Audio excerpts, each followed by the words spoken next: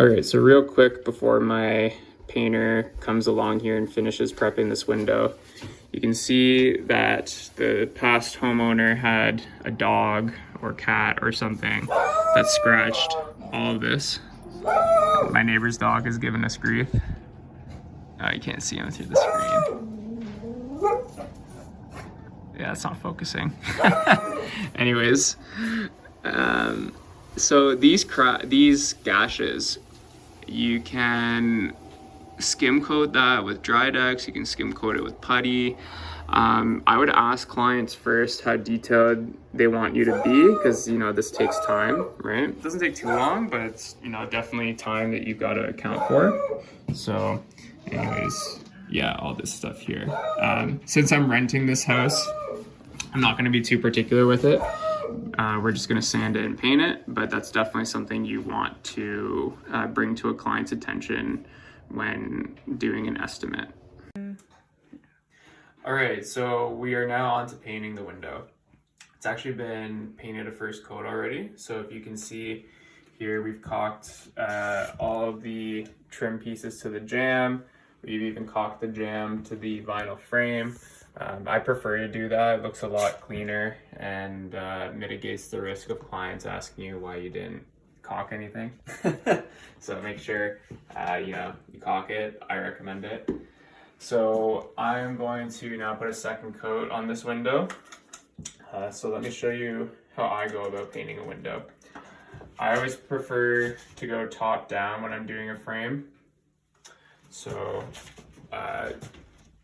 personally, I either start on a side or the top, but either way, you don't want to start with the bottom, because sometimes your brush drips down onto the sill, or sometimes if it's an awkward window, for example, if you're on a ladder, or if for whatever reason you have to rest yourself on the sill to paint the top part, you don't want to paint the bottom sill because you're going to make things very challenging for yourself.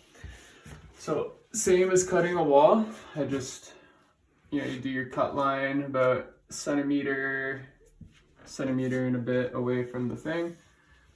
Get your paint on the jamb, and then you just cut it in.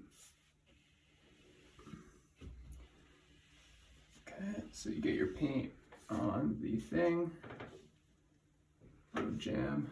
I'm just gonna get a little bit more paint there. And then I'm just gonna work it in, and now I'm just gonna spread it out here. Okay, and then I'm just gonna finish it off.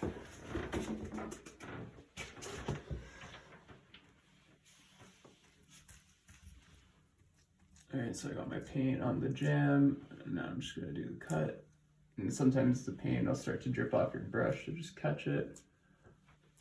Make sure your cuts are nice and crisp, good coverage. Now, depending on the trim paint you're using, sometimes you have a bit of a longer working time.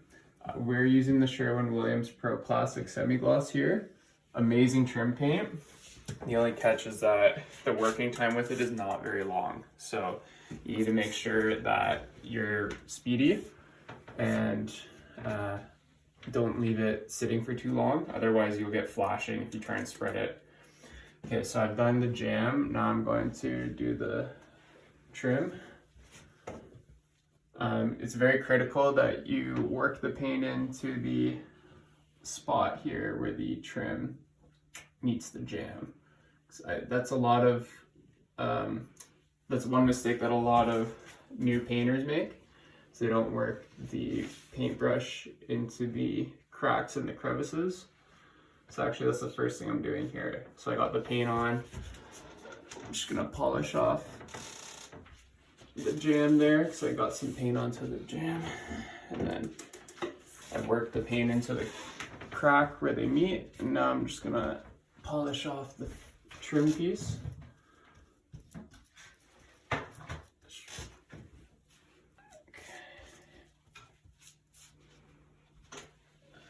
One or two finishing strokes. Make sure the coverage is good there. And then see, I started my stroke in the middle of the window. That's gonna dry pretty bad, so I'm gonna start it at the end of the trim piece and then finish it at the other end. Okay, so now that'll dry perfectly. Okay, so you just repeat that process for the sides and the bottom. All right, so this is what the windows should look like when you're done. Nice and crisp, right? So you can't see any flashing. Flashing is when you're trying to spread the paint when it's curing or setting. But this, so I painted the top sill second coat as part of the video there. And then my painter here, she painted the remainder of the window. And you can see it's just beautifully crisp, right? And that's because you spread the paint and you paint the whole side or top or bottom or whatever you're working with, you paint it all at once.